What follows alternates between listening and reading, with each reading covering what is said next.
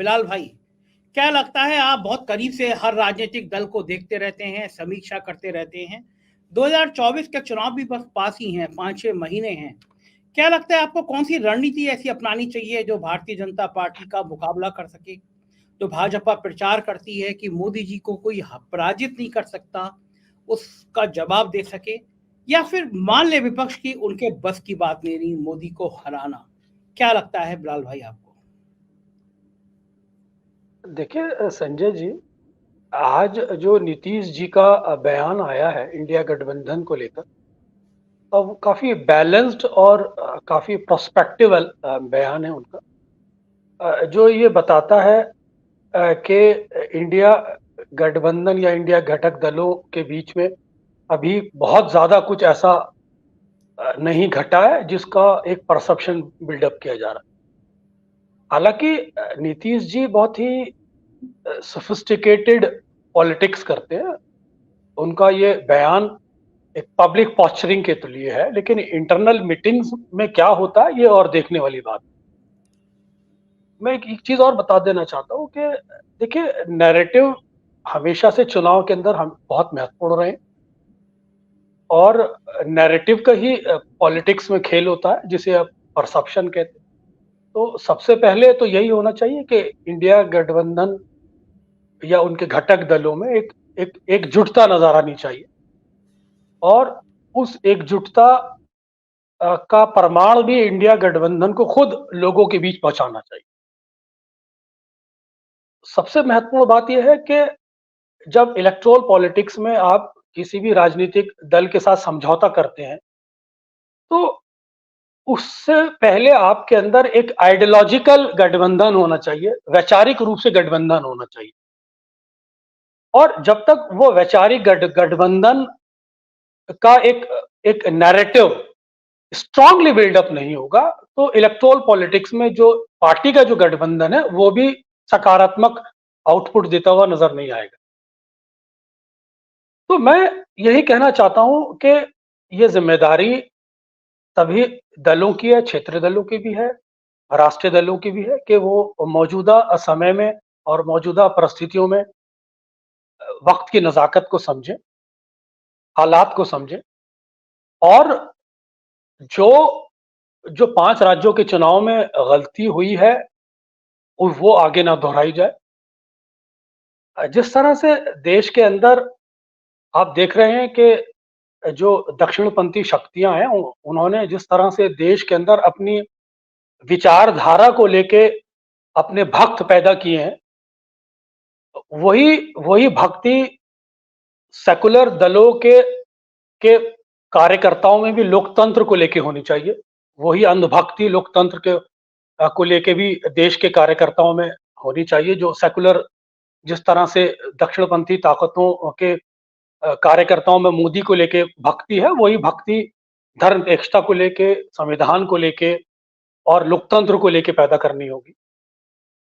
बहुत सारे नैरेटिव हैं, लेकिन पॉलिटिकल और सामाजिक नैरेटिव की अगर आप बात करते हैं, तो ये चीज बहुत महत्वपूर्ण है, जो मैं बार बार आपके चैनल पे बोल रहा हूं कि आज जो सांप्रदायिक राजनीति है, उसकी जो लाइफ स्पैन है उसको समझने की जरूरत है।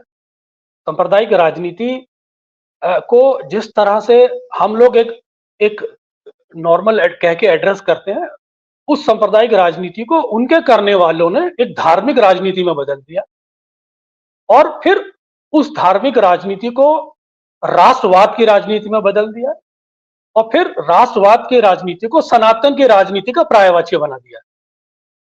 तो हम जिसको सांप्रदायिकता कह रहे हैं, वो उनके लिए धर्म की लड़ाई है, राष्ट्र की लड़ाई है, सनातन की लड़ाई है। इस पॉलिटिकल नैरेटिव को समझने की जरूरत है, जो उन्होंने अपने कार्यकर्ताओं में ट्रांसलेट कर दिया है। दूसरा, मैं ये कहना चाह रहा हूं कि एक समय हुआ करता था जब धर्मपेक्ष शक्तियां सांप्रदायिक शक्तियों पे हावी हो जाती थी, तो उसी दक्षिणपंथी ताकतों ने पॉलिटिकल परसेप्शन में धर्म निरपेक्षता को और पॉलिटिकल अपीजमेंट में, अल्पसंख्यक तुष्टिकरण में कन्वर्ट कर दिया। और जिस नैरेटिव को इंडिया गठबंधन आगे लेके चलना चाहता है, जातीय जनगणना का, सामाजिक समानता का, सामाजिक समरसता का, उसका भी एक पॉलिटिकल नैरेटिव दक्षिणपंथी शक्तियों ने कंसेप्ट लेवल पे समाज में उतार दिया है।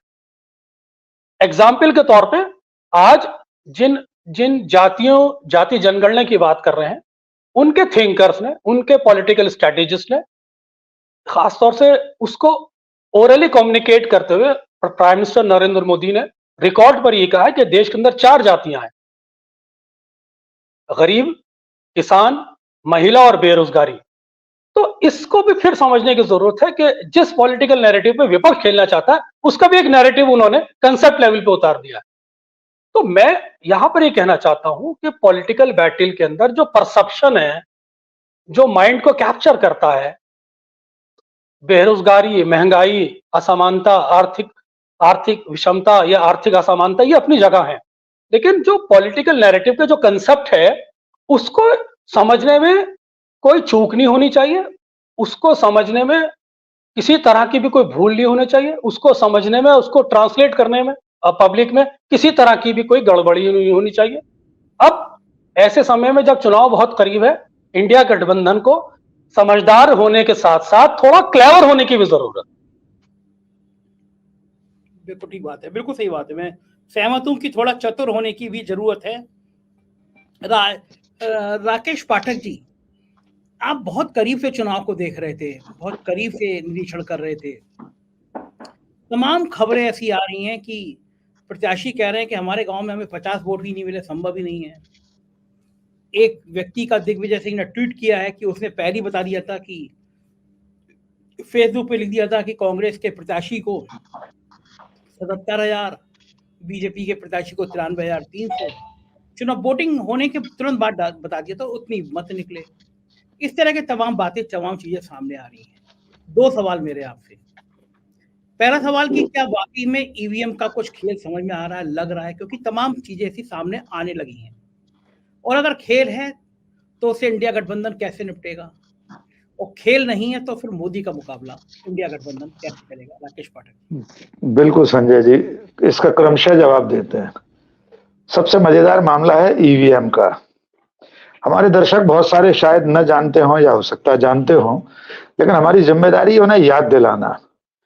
ईवीएम में गड़बड़ी है या नहीं, ये हम और आप अभी साबित नहीं कर पाएंगे, लेकिन दिलचस्प यह है कि जब 2004 और 2009 के लोकसभा चुनाव में भारतीय जनता पार्टी चुनाव हार गई, अटल बिहारी वाजपेयी जैसा सर्वमान्य उस वक्त नेता बीजेपी के पास था, उसके बाद बीजेपी ने ईवीएम पर सबसे पहले रोना शुरू किया था।